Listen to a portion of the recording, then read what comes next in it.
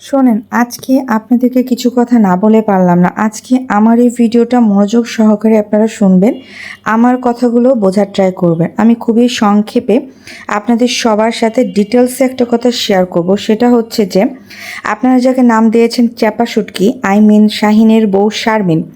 শারমিন যে তিশার বাসায় বেড়াতে গেল, শারমিন এবং শাহিনের যে ঝগড়াটা লেগেছিল সেটা কিন্তু তিশা চাইলেই মিটমাট করে দিতে পারতো, কিন্তু তিশা সেটা করে নাই। কারণ তিশা অলওয়েজ চায় তাদের ফ্যামিলিতে, তাদের পরিবারে, তাদের ভাই বোনের মধ্যে, তাদের স্বামী স্ত্রীর মধ্যে বিভিন্ন রকমের ঝামেলা লেগে থাকুক আর সবাই তিশার পাচাটুক। তিশার যদি এরকম কখনো কোনো সিচুয়েশনে পড়তে হতো তাহলে তিশা বুঝতে পারতো। শাহিনকে দেখতেই পাচ্ছেন, শাহিন কিভাবে বাচ্চাটাকে অনেকদিন পর কাছে পেয়ে কিভাবে আদর করছে, ভালোবাসছে। শাহিন অ্যাকচুয়ালি আগের ঘরটা যেভাবে নষ্ট করেছিল সেটাও কিন্তু তিশাদেরই হাত ছিল। আমি বলবো এই ফ্যামিলিতে একমাত্র তিশা হচ্ছে জ্ঞানী ব্যক্তি, যে জ্ঞানটা তিশা তার নিজের জীবনে কাজে লাগিয়েছে, অন্যদের জীবনে একদমই কাজে লাগায়নি।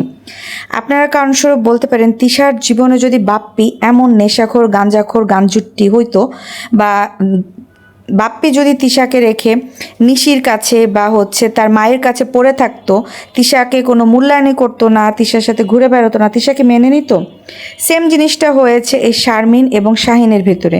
শারমিন এবং শাহিন যেহেতু তিশার বাসাতে ইনভাইটেড মেহমান ছিল, সেই ক্ষেত্রে তাদের যেহেতু একটা পারিবারিক মনোমালিন্য ছিল, সেটা ভিউয়ার্সদের জানার আগে তিশা কিন্তু জানে। তিশা যেহেতু জানে, তিশা চাইলেই কিন্তু সেটা বসে সলভ করতে পারতো ক্যামেরার আড়ালেই, কিন্তু তিশা সেটা করেনি। তিশার কথা হলো, তোরা যা করছিস করগা, আমার এটা দেখার দরকার নাই, মানে এমন একটা বিহেভ। তো যাই হোক, তিশার বাড়িতে কিন্তু শাহিন এবং শারমিনের টুকটাক মোটামুটি ঝগড়া লেগেছিল, সেটাও কিন্তু তাদেরই কিছু ফ্যামিলি মেম্বার্সদের কারণে। যেমন মিম বাবু বলতে পারেন, বেল্লাল বলতে পারেন, শারমিন বলতে পারেন, যে কোনো বিষয়ে ছোটরা কিন্তু এই শাহিনকে নিয়ে হাসি ঠাট্টা বিভিন্ন রকমের মানে কথাবার্তা দিয়ে হিট করতো, খোঁচাইতো। যে খোঁচাগুলো শারমিন নিতে পারতো না, তখন শারমিন চিল্লাপাল্লা করতো। বেল্লাল একটু বেশিই করতো। বেল্লাল নিজে কাইল্লা প্রতিবন্ধী হয়ে শারমিনকে বারবার ক্যামেরার সামনে কাইল্লা ভাবি করে ডাকে, এটা কিন্তু মোটেও উচিত না। শারমিন কিন্তু চাইলেই সেখানে রিয়াক্ট করতে পারতো, কিন্তু সেটা করেনি। আপনারা বেল্লালকে কি মনে করেন? সে কি খুব সাধু? সে নিজেও কিন্তু টনটনিয়া 2-3টা বিয়ে করার পর এই বউটা টিকে গিয়েছে। শাহিনকে দেখতেই পাচ্ছেন, বাচ্চাগুলোকে কতদিন পর কাছে পেয়ে কত যত্ন করছে, কত ভালোবাসছে। শাহিন আসলে ওইরকম মেন্টালিটির না, কিন্তু পারিবারিক চাপে বা তিশাদের কুপ্ররোচনায় শাহিন কিন্তু নষ্ট হয়ে যাচ্ছে। শাহিন কিন্তু এটাও বলেছে, যেহেতু আগে তার একটা বিপত্তি ঘটেছে, আগে তার বৈবাহিক জীবনে একটা সমাপ্তি ঘটেছে, সে চাইছে যে শারমিনকে নিয়ে ভালো থাকতে। শারমিনেরও কিছু দোষ আছে, কথায় কথায় বাপের বাড়ি চলে যাওয়ার। বাপের বাড়ি না যেহেতু উপায় নেই, যেখানে শ্বশুরবাড়ির কোনো মানুষ তাকে হেল্প করে না, শ্বশুরবাড়ির কোনো মানুষ তাকে সাহায্য করে না, কোনো কিছু বলে না, তাদের ছেলেকে শাসন করে না। একটা নেশাখোর ছেলের সাথে কি তিশা পারতো সংসার করতে? তিশা কি বাপের বাড়ি যে পড়ে থাকতো না? আর সেটা তো করেছেই। তানজিলার আগের বাবা, মানে তানজিলার বাবা, যেটা তিশার তো আগের ঘরের মেয়ে হচ্ছে তানজিলা। তানজিলা কিন্তু তিশারই মেয়ে, কিন্তু বাপ্পির মেয়ে না। তিশার আগের যার সাথে বিয়ে হয়েছিল তানজিলা কিন্তু ওই ঘরে। তিশা কেন তাকে ছেড়ে এসেছে? প্রত্যেকটা মানুষ কিন্তু সেকেন্ড লাইফে এসে খুশি হয়ে গিয়েছে। তিশা যেমন বাপ্পিকে পেয়ে সেকেন্ড ম্যারেজে এসে হ্যাপি হয়েছে। সাবিনা যেরকম আরিফকে পেয়ে তৃতীয় ম্যারেজ, সাবিনার তো হচ্ছে এটা 3 নাম্বার বিয়ে, 3 নাম্বার বিয়েতে এসে সাবিনা টিকে গিয়েছে। মিম যেমন তার লাইফের দ্বিতীয় নাম্বার হচ্ছে বাবু, আবদিয়ার বাবা কিন্তু সানি। প্রত্যেকটা মানুষ, এরা প্রত্যেকটা মেয়ে, মানে তিশা, সাবিনা এবং মিম, তারা একটা একটা করে মেয়ে আগের ঘরে নিয়ে দ্বিতীয় ঘরে এসে টিকে গিয়েছে। এই শাহিনও তাই। তো শাহিনকে চাইলেই তিশা কিন্তু সাইজ করতে পারতো, বলতে পারতো যে ভাইয়া দেখ, তোরা যেহেতু দুইজন একসাথে এসেছিস, একসাথে যা, যেহেতু ঝগড়া ঝামেলা হয়েছে, তোরা আগে নিজেদের ভিতরে সলভ কর, নিজেদের ভিতরে বস, আগে বউকে ম্যানেজ কর, তারপরে বাকি অন্য কিছু জীবনে অনুষ্ঠান আরও আসবে, আগে নিজের পরিবার ঠিক রাখ। এই কথাগুলো কিন্তু তিশা বলতেই পারতো, কিন্তু তিশা সেটা করেনি। তিশা কি করলো, যে ভাই ভাবে আপনারা একসাথে থাকলে ঝামেলা লাগছে, হয় আপনি চলে যান, নাহলে আপনি চলে যান। কিভাবে পারে তিশা তার মেহমানকে এইভাবে বলতে, যে একজন থাকেন একজন চলে যান? কিভাবে পারে?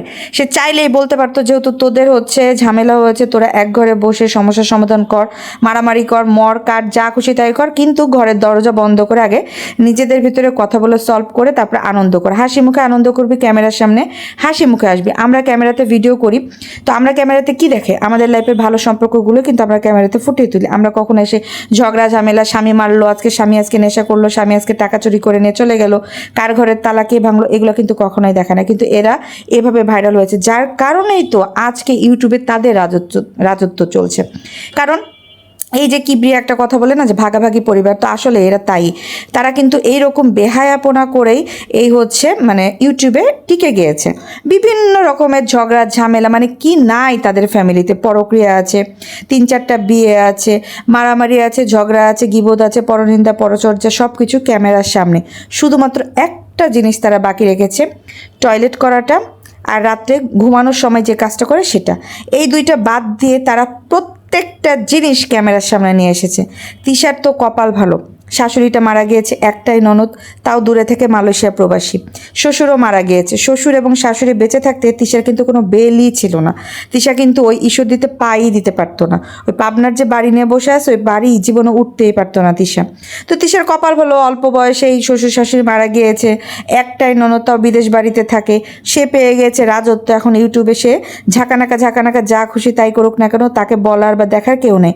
তার শ্বশুর বাড়ির মানুষকে তো সে পরোয়া করে না। আর বাপ্পি একটা গাওরা, যাকে হচ্ছে পায়ের তলাতেই তিশা খুব সুন্দর করে ম্যানেজ করে রেখেছে। আরেকটা জিনিস ভিউয়ার্স আমি আপনাদেরকে ক্লিয়ার করবো, আপনারা খেয়াল করেছে কিনা জানি না, বাপ্পি কিন্তু এই তিশার পায়ে পায়ে ঘুরে বেড়াতো, সব সময় দেখতেন তিশা যেখানে বাপ্পি সেখানে। এখন তিশা যদি বাপের বাড়িতে এসে 1 মাস থাকে, বাপ্পি কিন্তু 1 মাস পরে থাকতো। কিন্তু এখন সেই বাপ্পি কোথায় ভিউয়ার্স? আগে বাপ্পি বলতো সে কাজ করে অনলাইন কাজ করে, এই কাজ করে, আগডুম বাগডুম ঘোরাডুম, কিচ্ছু না। আমি 1000% শিওর হয়ে আপনাদেরকে জানাচ্ছি, বাপ্পি আগে কোনো কাজ করতো না। বাপ্পি আগে যে বাপ্পি দিয়ে একটা হচ্ছে পেজ বা চ্যানেল খুলে রেখেছিল, সেটাতে যে ভিডিও ছাড়তো, ওই ভিডিওর ইনকাম দিয়ে বাপ্পি এবং তিশা সবাই চলতো। তারা রেগুলার ভিডিও দিয়েই ভিডিওর টাকা দিয়ে চলতো। আর কেন চলবে না ভিউয়ার্স? তারা ইউটিউবে এত টাকা ইনকাম করেছে, তারা এখন না করলেও কোনো সমস্যা নেই, মানে তারা সব কিছু করে নিয়েছে জীবনে। তো যাই হোক, বাপ্পি আগে হচ্ছে ইউটিউবের টাকা দিয়ে চলতো। এখন মা মরে যাওয়ার পর, মানে বাপ্পির মা মরে যাওয়ার পর, তিশা কিন্তু আর বাপ্পিরে বসে থেকে খাওয়াবে না। এখন বাপ্পি বাড়িতে থাকুক আর যেখানে থাকুক, এটা এখন তিশার দেখার বিষয় না। কিন্তু বাপ্পির মা যে কয়েকদিন বেঁচে ছিল, তিশা কিন্তু বাপ্পিকে বাড়িতে একা রাখতো না, বাপ্পিকে কিন্তু সাথে সাথে নিয়ে বেড়াইতো। আর বাপ্পিও কুত্তার লাহান ভেড়ার মতো তিশার পিস তিশার বাপের বাড়িতে 1 মাস 2 মাস পড়েছিল। তিশার বাড়িতে থাকা পর্যন্ত সময় বাপ্পির মা মারা গেল, সেই বাপ্পি রাত্রিবেলাতে যে মায়ের মরা মুখ দেখেছে। বাপ্পি কিন্তু তার মা মরার সময়তেও ছিল না, তিশার কাছেই ছিল। এখন কেন তিশা একা একা দিন 3-4 বার তিশা হচ্ছে তার বাপের বাড়ি এসে থাকলো, কই বাপ্পি তো আসলো না, বাপ্পি তো ছিল না। বাপ্পিকে এখন কাজে লাগাই দিয়েছে তিশা। এখন তিশা বলেছে এতদিন করে খাওয়াইছে, এখন তুমি আমাকে করে খাওয়া, আমি ইউটিউব ছেড়ে দেবো, তুমি এখন ইনকাম করো না আমার খাও। তিশা যে কি পলিটিক্স বাজ মেয়ে, আপনারা ভিউয়ার্স অনেকেই জানেন, অনেকেই বুঝতে পারছেন, আর অনেকেই নতুন নতুন ভিউয়ার্স আছেন তারা চিনেনি না, আপু আপু করে পাচারতেছেন। শোনেন একটা কথা বলি, যেখানে স্বার্থ আছে সেখানে হচ্ছে তিশার মেয়েটা তানজিলা হচ্ছে সেম কোয়ালিটির, আমজাম লিচু কলা কাঁঠালের বিসি, মানে কোনো কিছু বাদ রাখে নেই। সরিষার তেল ওড়িশার তেল থেকে শুরু করে পায়ের চুলের, মাথার তেল, হাতের তেল, বুকের তেল, সব রকমের তেল বিক্রি করা তার শুরু হয়ে গেছে, কারণ একটা টাকাও সে পানিতে ফেলতে দিবে না। যাই হোক, এই যে এই হচ্ছে ভাদেম্মা শাহিনকে যেভাবে অপমান অপদস্থ করতেছিল মিম এবং বাবু, তারপর হচ্ছে মা, মানে শাহিনের মা নিজেও বলতেছে ঘরে তালা ভাঙে নিজের হাড়িতে ভাত রান্দা নিজে খাও, মানে ছেলেটা ভাত খাইতে বসে তখন কিন্তু এই অপমানজনক কথাবার্তা বলছে। সাথে কিন্তু বিল্লাল সুযোগ পেয়ে বিল্লালও অনেকগুলো কথা বলে দিল যে ভাবিকে নিয়ে এসে কই রাখান, আপনি কেন এই বাড়িতে, আপনি কেন আমাদের এখানে ভাত খাইতে বসছেন, আপনার তো এখানে খাওয়া উচিত না, আপনি ভিন্ন খাবেন, মানে অনেক রকমের কথা, আজে বাজে কথা দিয়ে কিন্তু শাহিনকে হিট করা হয়েছে। এগুলাও কিন্তু তারা ভিডিওতে দিতে বাদ রাখিনি। বাবু যদি একটা জামাই হয়ে এ বাড়িতে এসে দাবায়া পইরা থাকতে পারে, তাহলে শাহিন এই বাড়ির ছেলে হয়ে কেন মায়ের হাড়ি থেকে ভাত খুলে খাইতে পারবে না? ভিউয়ার্স আপনারাই বলে যাবেন। আমি আজকে যে ব্লগটা শেয়ার করতেছি, আমার কথাগুলো রাইট কি রং সেটা অবশ্যই আপনারা কমেন্ট করে জানাবেন।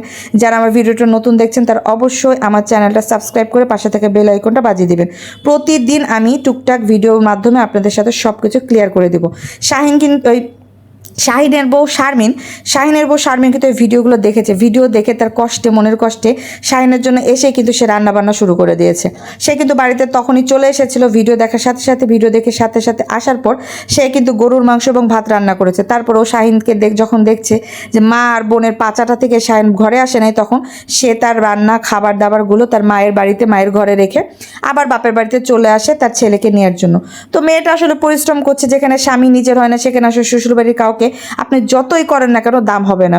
তো এই কারণে চাপা শুটকির না দাম হয় না, এই জন্য চাপা শুটকি যখন দাম পায় না তখন ঘুরে ফিরে বাপের বাড়িতে আসে। এই জায়গাতে আপনি ভিউয়ার্স, আপনাকে রেখে আপনি চিন্তা করে দেখেন তো আপনি হলে কি করতেন? এরকম নেশাখোর জামাইয়ের সাথে কি আপনারা সংসার করতেন? তিশার নিজে হলে কি করতো? তিশার নিজে যদি বাপ্পির সাথে এরকম করতো, বা বাপ্পি যদি এরকম নেশা করতো, চুরি করতো, ডাকাতি করতো, হ্যাঁ তানজিলার বাপ তো করতো, এই জন্য তো তিশা ছেড়ে চলে আসছে। তিশা ছেড়ে তানজিলার বাপকে ছেড়ে তানজিলাকে নিয়ে ঢাকায় যায় গার্মেন্টসে চাকরি করতো। গার্মেন্টস করার সময় এ বাপ্পির সাথে তার পরিচয়। তারপরে এক বাপের এক ছেলে কেমনে ধরে বাপ্পিরে পটায় একেবারে বিয়ে করে ছাড়ছে। আর বাপ্পিও তো যে পাঁচাটা কুত্তা বুঝেন না, সাদা চামড়া দেখা সব ভুলে গেছে। তো আজকের মতো এইটুকুই ভিউয়ার্স, আপনারা প্রত্যেকদিন ভিডিও দেখতে চাইলে অবশ্যই আমার চ্যানেলটা সাবস্ক্রাইব করে পাশে থাকবেন। আমি প্রতিদিন আপনাদেরকে একটু একটু করে সব কিছু বলে দিব।